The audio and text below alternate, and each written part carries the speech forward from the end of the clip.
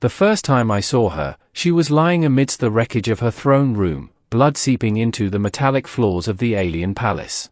The sky outside the shattered domes was dark, stormed over with crimson clouds from the orbital bombardment that had decimated her fleet.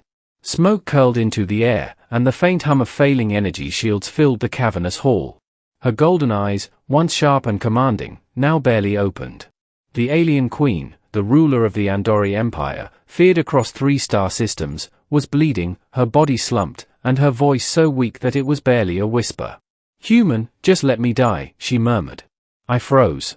Her words, so alien in accent yet laced with unimaginable pain, struck me in a way that no mere plea should.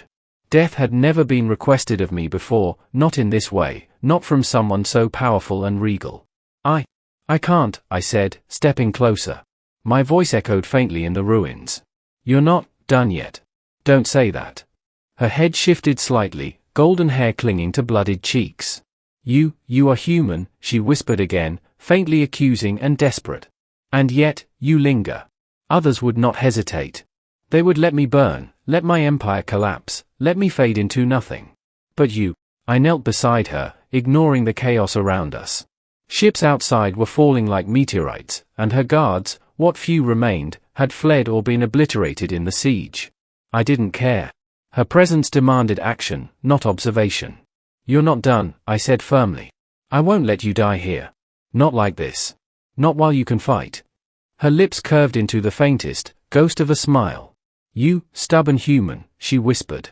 "Perhaps that is why I asked you to ignore me." The truth was obvious. She had been betrayed from within. A coup orchestrated by her own council had allowed enemy forces to infiltrate the palace. Her generals had abandoned her, and her closest allies had turned their backs. The Queen's empire, vast and proud, had crumbled in a single night. And yet she remained conscious enough to murmur to me, fragile but defiant in her plea for mercy. "You have power," she said faintly, struggling to raise a trembling hand. "Use it, save me, or at least save what remains." I glanced around the ruined hall. Energy conduits sparked and cracked from damage. Life support systems were failing. I had only limited options. "Then I'll save you," I said, voice firm. "No matter what it takes." The first challenge was stabilizing her injuries. Alien physiology was far more complex than human biology, and her wounds were severe, internal hemorrhaging, fractured rib plating, and multiple punctures across her torso. I applied the medkit's emergency nanogel, a compound that could adapt to alien biology, and began manually stabilizing her vitals. "Stay with me," I murmured. Her breathing was uneven, labored. I could feel the faint pulse of her life energy through her veins, a strange luminescence that fluctuated with pain. "Human," she whispered, struggling. "If I die, remember the Empire, forgive my mistakes." "You won't die," I said firmly. "I'll make sure of it. Empire or not, you survive." Her eyes fluttered closed for a moment, then opened again, golden orbs filled with both pain and a strange clarity. "Perhaps you are not like the others. Perhaps you see what no one else could."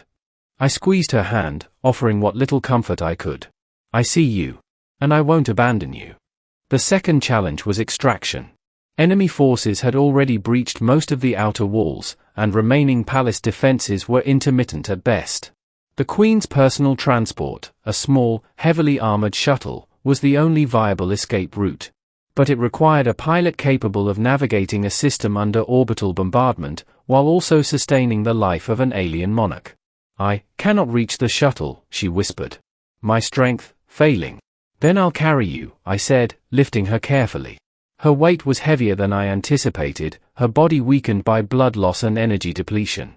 But determination lent me strength I didn't know I had. Step by step, I navigated the ruined corridors, avoiding falling debris and sporadic gunfire from the invaders. At one point, the ceiling cracked, and a shard of crystalline metal fell toward us. I pushed her aside, the shard embedding into the wall just inches from where she had been. She gasped, then whispered faintly, "Human, reckless." "I like it." I shook my head. "Focus. You're going to live." We finally reached the shuttle. I helped her inside, strapping her into the medical harness. She slumped against the seat, exhaustion and injury overtaking her once proud posture.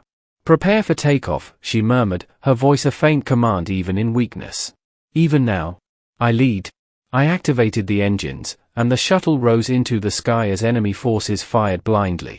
Energy shields held, barely, as we rocketed out of the atmosphere. Outside, the Empire's remnants, ships loyal to the Queen, began regrouping, drawn by her signature energy. Her presence alone seemed to rally those who still remained faithful. In the hours that followed, I stayed by her side, monitoring vitals, administering nanogel, and stabilizing her energy.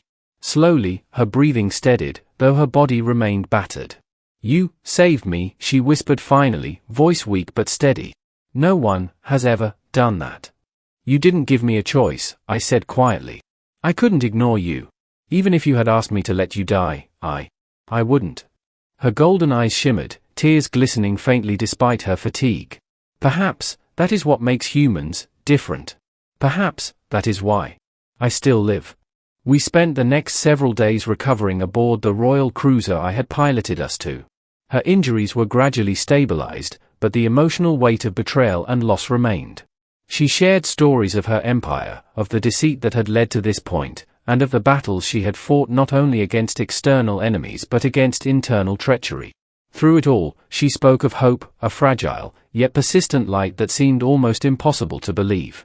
And yet, I could see it in her eyes, the spark that had commanded entire fleets, rallied worlds, and survived countless adversities. Weeks later, the Queen returned to the capital system, not as a ruler yet, but as a survivor and strategist. With careful diplomacy, she began reclaiming loyalty among her people, rebuilding her influence step by step.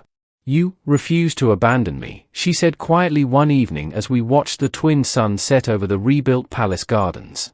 "Even when I asked you to. Even when I whispered for death." I shook my head. "I couldn't. I saw you as you truly are. Not a queen betrayed. Not a victim. But a leader, a force, a survivor." She smiled faintly, golden eyes reflecting the last light of the day. "Perhaps that is why I am alive? Not for myself, but for those who still believe." Her words echoed in my mind long after she had returned to her duties fully. The Empire was not restored overnight, nor was the pain of betrayal forgotten. But life persisted, hope endured, and she had survived, because someone refused to ignore her, even in the most desperate, heartbreaking hour.